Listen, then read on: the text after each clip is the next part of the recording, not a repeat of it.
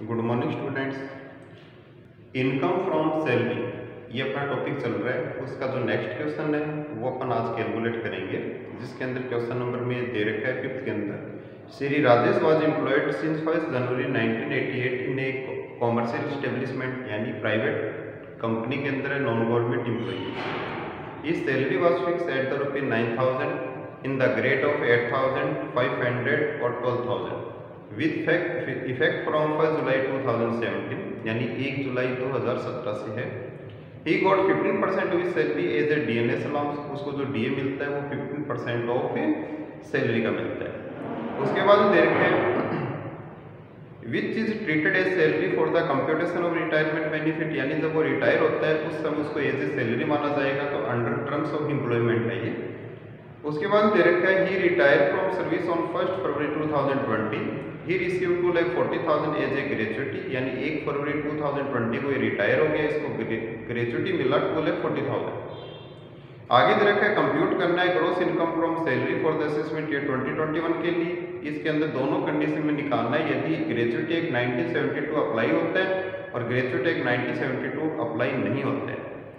फिर second part और दे रखा है इस क्वेश्चन के अंदर कि ये कह रहा है कि यदि ये 1 जनवरी 1988 की जगह अगर सर्विस को ज्वाइन करता है 1 अप्रैल 1988 को, तो उस कंडीशन के इसके अंदर ग्रॉस इनकम फ्रॉम सैलरी है उसके अंदर कोई इफेक्ट आएगा या नहीं आएगा, वो भी अपने को बताना है।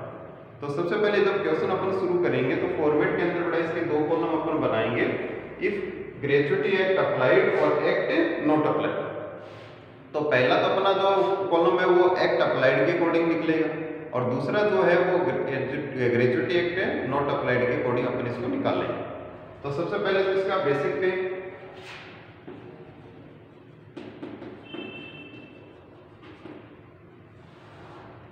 पे निकालने के लिए इसका ग्रेड दे रखा है 1 जुलाई 2017 टू 30 जून 2018। नेक्स्ट इसके अंदर 1 जुलाई 2018 टू 30 जून 2019, 1 जुलाई 2019 टू 30 जून 2020, ये अपना ग्रेड रहेगा। इसके अंदर अप्रैल से लेके मार्च तक का लेना है, मार्च 2020 तक का लेना, वो इसमें आ जाएगा आपका। इसका ग्रेड स्टार्ट हो रहा है 9,000, 9,500, फिर 10,000। इसके अंदर अपने को देखना है। अब इसका ग्रेड है वो इसका सैलरी पीरियड रहेगा 1 अप्रैल 2019 टू 31 जनवरी 2020। तो इसके अंदर मार्च तक नहीं लेना है क्योंकि ये रिटायर हो गया 1 फरवरी को, तो इसने जो लास्ट सैलरी रिसीव की है वो जनवरी का की है, तो 31 जनवरी 2020 तक आपने को इसको सैलरी लेना है। तो इसके अंदर देखिए अप्रैल मई जून 3 महीने यानी 3 मंथ्स की, तो इसको मिले 9,500 मल्टीप्लाई बाई 3, तो 28,500। उसके बाद इसका जो ग्रेड है वो इंक्रीज होकर 10,000 हो गया। तो इसके अंदर अगर अपन जनवरी तक काउंट करें तो 7 मंथ्स और होते हैं, तो 7 से मल्टीप्लाई करेंगे तो ये 70,000 टोटल हो गया इसका 98,500। तो बेसिक पे दोनों में सेम आएगा, इसमें तो कोई चीज है नहीं। बेसिक पे 98,500 और ये भी 98,500। सेकेंड इसके अंदर डीए 15% ऑफ बेसिक पे का 15% लेना है, तो ये आएगा 14,775, 14,775। उसके बाद वो कह रहा है कि ग्रेचुटी अप्लाई इसको रिसीव हुआ, ग्रेचुटी रिसीव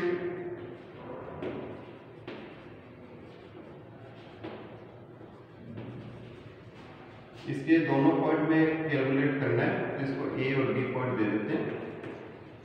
तो 2,40,000 फर्स्ट कंडीशन के अंदर आ जाएगा और 2,40,000 सेकेंड कंडीशन के अंदर आ जाएगा। इसका example less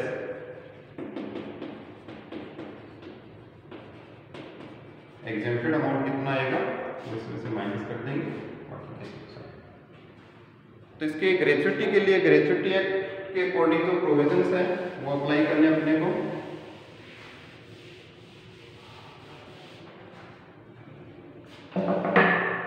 calculation of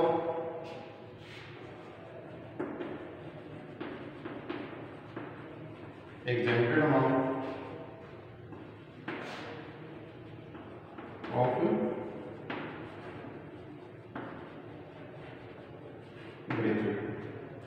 gratuity का exempted अमाउंट कितना आएगा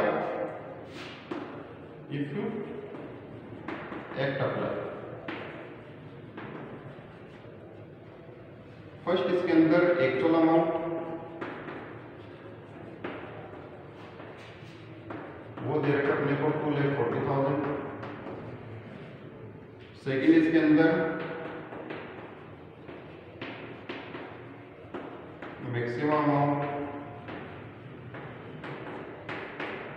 मैक्सिमम अमाउंट ऑफ ग्रेच्युटी वो अपना एज पर प्रोविजन 20 लाख है। नेक्स्ट आएगा इसके अंदर 15 days salary in a year.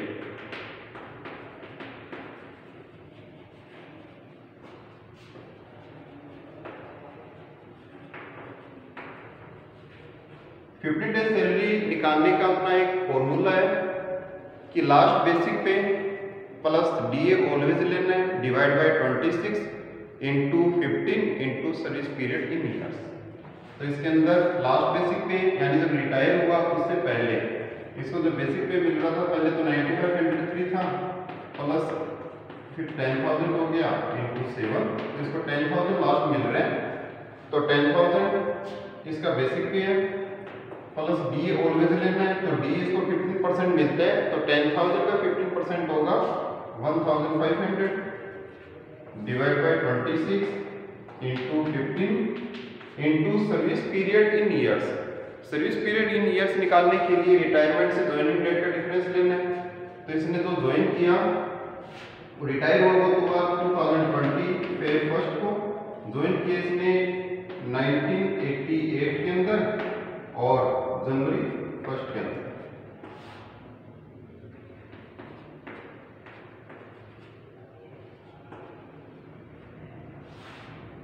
तो इसका आ रहा है joining date to retirement date का अगर अपन डिफरेंस देखें तो ये आ रहा है इसका 32 ईयर्स। 32 ईयर्स 1 मंथ है। अगर 6 मंथ से अगर ज्यादा है यानी अबोव 6 मंथ है तो एक पूरा कंप्लीट ईयर लेना है। यदि 6 मंथ या 6 से कम है तो उसको छोड़ दीजिए, कुछ नहीं करना इसका। तो ये 32 ईयर्स इसमें आता है। इसकी कैलकुलेशन करेंगे तो इसका कैलकुलेशन करने पर आपका आएगा राउंड फिगर में देखना इसके अंदर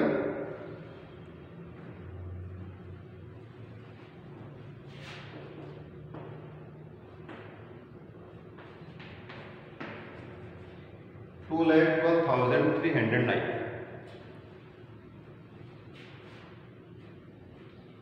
विच is less will be exempt. इन तीनों में से जो भी कम होगा वो एग्जाम्प्ट हो जाएगा। तो 2,12,309 इसमें 2,40,000 में से माइनस कर दीजिए तो ये आएगा 27,691 और कुछ है नहीं, यह आ जाएगा आपका ग्रॉस इनकम फ्रॉम सेल्स। इसका सम कर दीजिए 1,40,966।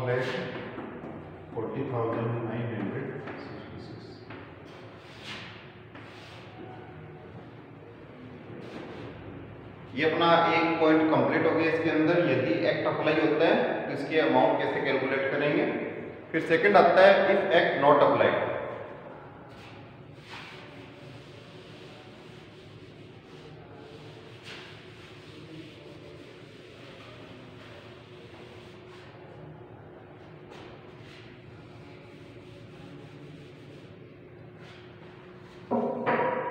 If act not apply,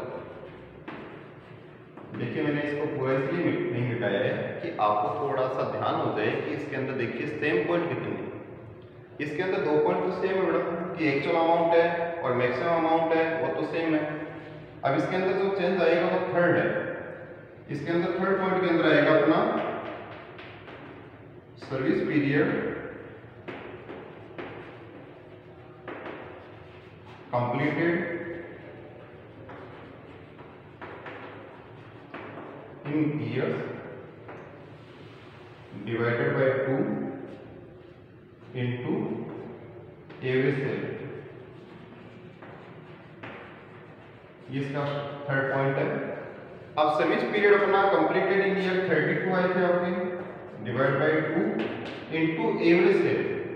average salary का मीनिंग है इसके अंदर रिटायर होने से पहले के 10 महीने, बिफोर रिटायरमेंट के इसके अंदर 10 मंथ्स का जो अपना बेसिक पे है वो लेना है, D according to service condition है वो लेना है, plus commission percentage on sales है वो लेना है और डिवाइड बाय 10 कर देंगे एवरेज निकालने के लिए।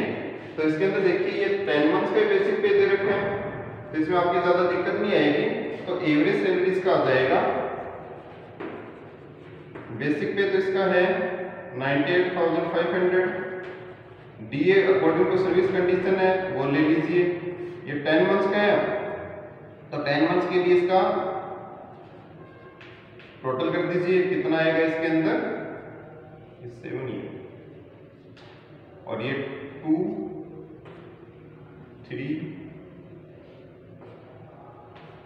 1,13,275 डिवाइड बाय 10 तो ये आ रहा है 11,328 इसका। अब इसको इससे मल्टीप्लाई कर दीजिए।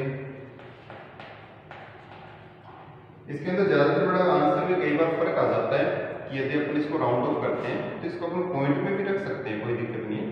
7 पॉइंट फर्क, कई बार 1-2 रुपए का फर्क आ जाता है राउंड ऑफ करने से, तो आप पॉइंट में रख दीजिए, कैलकुलेशन में कोई दिक्कत नहीं आएगी आपकी। इसको मल्टीप्लाई कीजिए तो कितना आंसर आ रहा है देखिए, ये आ रहा है 1,81,240 181। अब इन तीनों में से भी अगर देखें तो ये तीसरा पॉइंट इसमें लेस है तो ये एग्जाम्पल हो जाएगा 1,81,240, इसमें से इसको माइनस करें तो ये आएगा 58,760।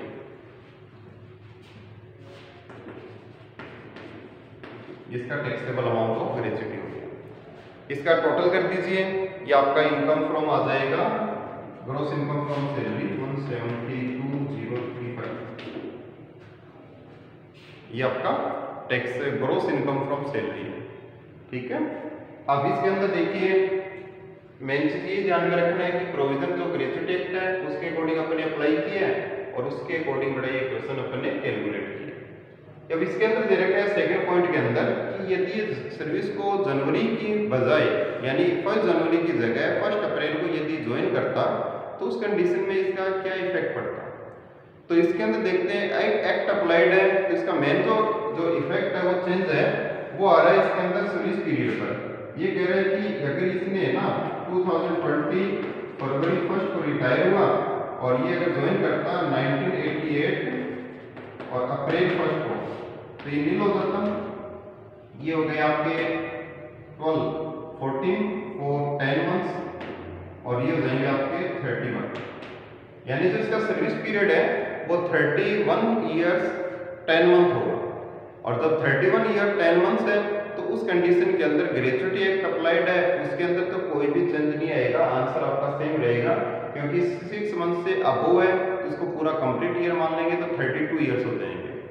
लेकिन अगर एक्ट नॉट अप्लाइड है तो उस कंडीशन के अंदर ये आपका जो सर्विस पीरियड है ये 32 लिखा है, इसको 31 करना है तो 31 divide by 2 into average salary है वो सेम रहेगा और तो इसका जो आंसर है वो आपका चेंज हो जाएगा सेकंड पॉइंट का। तो फर्स्ट पॉइंट का सेम रहेगा, सेकंड पॉइंट का आपका आंसर है वो अलग आ जाएगा। इसके अंदर ये बड़ा आपका क्वेश्चन है जिसके अंदर ग्रेच्युटी से रिलेटेड प्रोविजन दे रखा था, तो इस तरह से आपको कैलकुलेट करना है। सेकंड पॉइंट आप इसका कैलकुलेट करिए और इसका आंसर है वो आपकी बुक में दे रखा है, उससे मैच कीजिए, आ जाएगा। ओके।